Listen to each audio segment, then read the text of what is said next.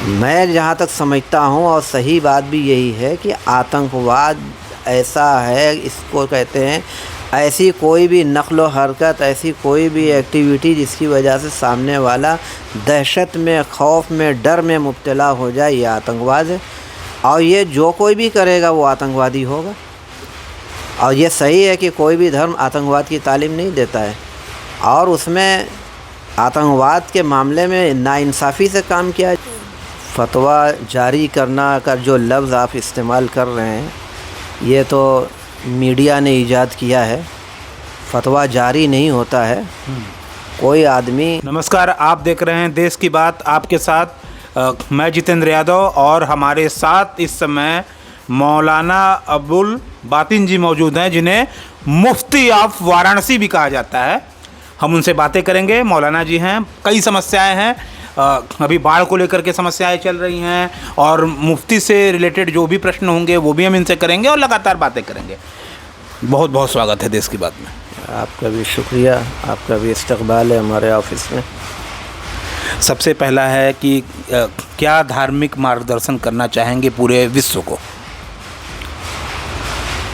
हर आदमी किसी न किसी धर्म से जुड़ा हुआ होता है, और सही धार्मिक वही इंसान होता है जो अपने धर्म के मार्गदर्शन, जो उसका धर्म उसका जो मार्गदर्शन कराता है, तो अपने धर्म के मुताबिक अपनी धार्मिक शिक्षाओं पर जो अमल करता है तो वही धार्मिक होता है। और सबको उसका पालन करना चाहिए और सोचना और पढ़ना चाहिए कि हमारे धर्म ने हमें किस चीज़ की तालीम दी है, क्योंकि कोई भी धर्म कोई गलत चीज़ की तालीम नहीं देता है।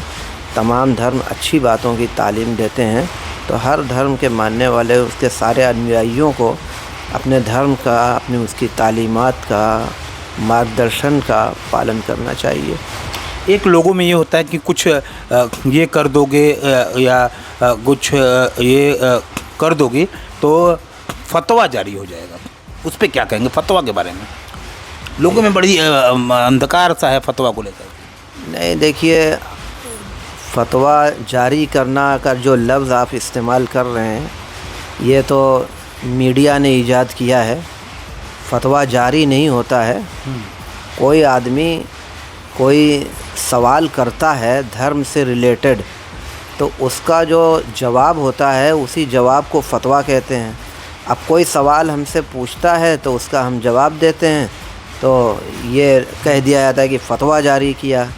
ये हर समस्या, जैसे धार्मिक कोई समस्या है, जैसे मकान के बंटवारे का मामला हो, नमाज का मामला हो, रोज़े का है, ज़कात का है, सारी चीज़ों से रिलेटेड अगर कोई सवाल किसी को नहीं समझ में आता है, कुछ जानकारी हासिल करना चाहता है, तो वो लिख कर सवाल करता है, तो उसका लिखित जवाब दिया जाता है। उसी लिखित जवाब को फतवा कहते हैं।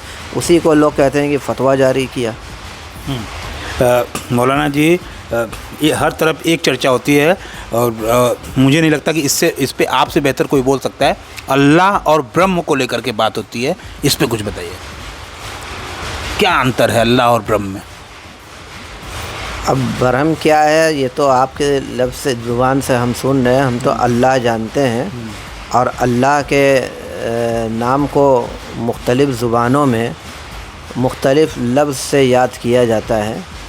तो जैसे हम लोग अरबी में अल्लाह कहते हैं, फ़ारसी ज़ुबान में खुदा कहा जाता है, रब भी कहा जाता है अरबी में, और इंग्लिश में गॉड कह देते हैं, हिंदी में ईश्वर कह देते हैं। तो सबका अलग अलग नाम है, और ज़ात तो एक ही है। अल्लाह ताला के ख़ुद अरबी में 100 नाम हैं, तो हर नाम से अल्लाह ताला को याद किया जाता है। बाढ़ इस समय आई हुई है लगातार, हर साल बाढ़ आती है, हर साल वही समस्या खड़ी होती है, साल भर सरकार सो रही होती है, जब बाढ़ आ जाती है तब सरकार कहती है, अपनी सक्रियता दिखाती है। क्या कहेंगे इस पर? हाँ, ये बाढ़ तो हम लोगों ने की पैदाइश से पहले से भी ये बाढ़ का सिलसिला रहा है। सैकड़ों साल की ये समस्या रही है, ये कोई आज की समस्या नहीं रही है। और ऐसी बाढ़ें बनारस के अंदर आई हैं कि उसकी आज मिसाल पेश की जाती है कि सन 78 की बाढ़, फलां की बाढ़, फलां की बाढ़। अच्छा, कुछ लोग कह रहे हैं कि 78 की बाढ़ से ज़्यादा तेज आने वाली है इस बार की बाढ़।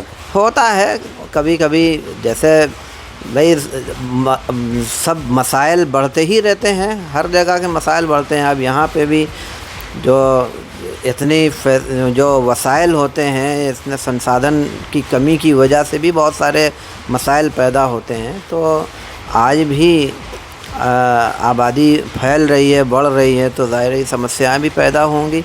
तो उस इलाक़े में जहाँ पे ये बाढ़ है, शहर का निचला हिस्सा होता है और गरीब तबके के जो लोग होते हैं, ज़्यादातर वही लोग उन सब प्रभावित इसलिए होते हैं कि वो गरीबी तबके के लोग वहाँ ज़मीनें ख़रीदते हैं, क्योंकि अगर इन सब इलाक़ों में ज़मीनें ख़रीदेंगे, उनके पास उतने पैसे नहीं, मजबूरन उन इलाक़ों में ज़मीनें ख़रीदते हैं और फिर साल भर में ये 1.5-2 महीना उनके लिए परेशानी का सबब बनता है। तो ये उनकी अपनी मजबूरी है और ये ठीक है कि हर साल शहर के अंदर जो इस तरह के हालात पैदा होते हैं तो सरकारी तौर पर ये इमदाद का भी सिलसिला रहता है और यहाँ के प्रशासन के ज़रिए भी, शासन के ज़रिए से भी, जब मामला बहुत आगे बढ़ जाता है तो शासन के ज़रिए भी और वरना सिर्फ प्रशासन के ज़रिए सब उसकी मदद का भी सिलसिला रहता है। उनकी जगहों का, उनकी रिहाइश का, खाने पीने का भी इंतज़ाम किया जाता है।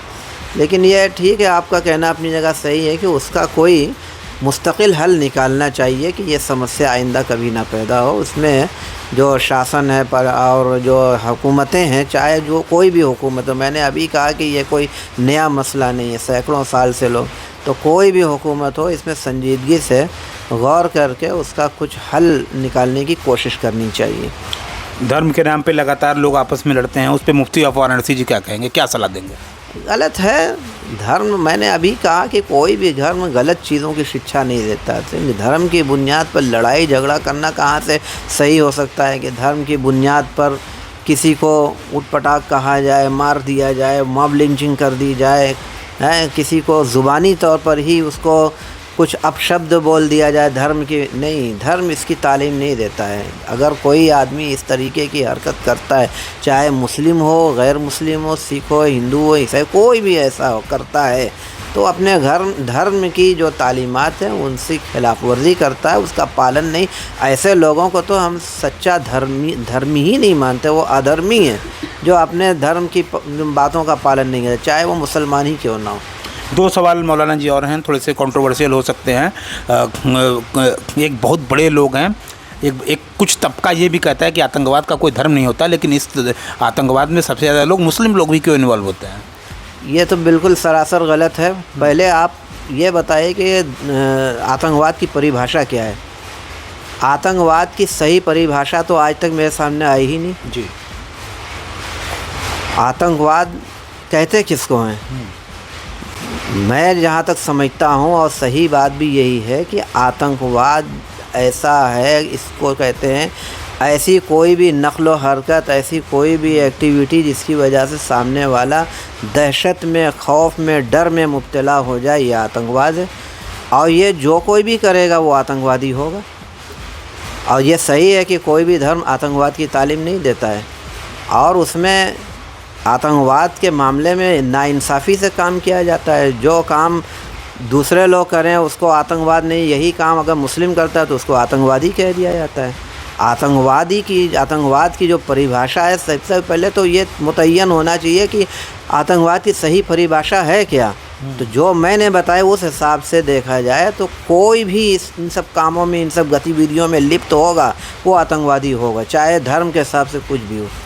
आखिरी सवाल, आप मुफ्ती ऑफ वाराणसी हैं, पूरे देश आपकी ओर देख रहा है, आप धर्मगुरु हैं और लगातार अपने इस्लामिक गुरु भी हैं अपने तरफ से, तो लगातार जो आपसी रंजिश होती है हिंदू मुसलमान को लेकर के, पहलगाम में जो हो गया इसको लेकर के, और ये अभी कुछ दिन पहले कांवड़ियों को लेकर के हो रहा था, नेम प्लेट चेक किए जा रहे थे मुसलमानों के, तो ये सब भी देश में हो रहा है। ये सब गंदी सियासत का हिस्सा है। ये नफ़रत को बढ़ावा देना और फूट डालना और माहौल को ख़राब करना, झगड़े पर, लड़ाई पर उकसाना, हिंसा को बढ़ावा देना, यही सब उसका मकसद होता है इस तरीके के माहौल क्रिएट करने के पीछे।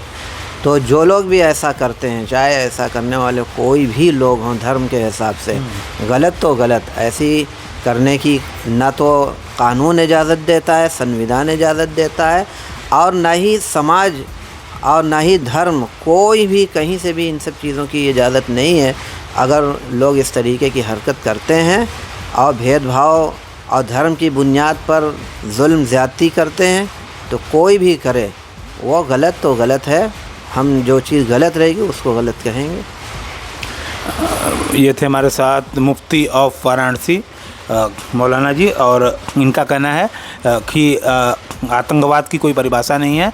ये जो मज़हब जो कुछ गलत करेगा वो सब आतंकवाद के रूप में ही आता है। और भी कई मुद्दों पे इन्होंने बात की और देश का मार्गदर्शन किया। देश की बात के लिए जितेंद्र यादव मौलाना जी के साथ, धन्यवाद।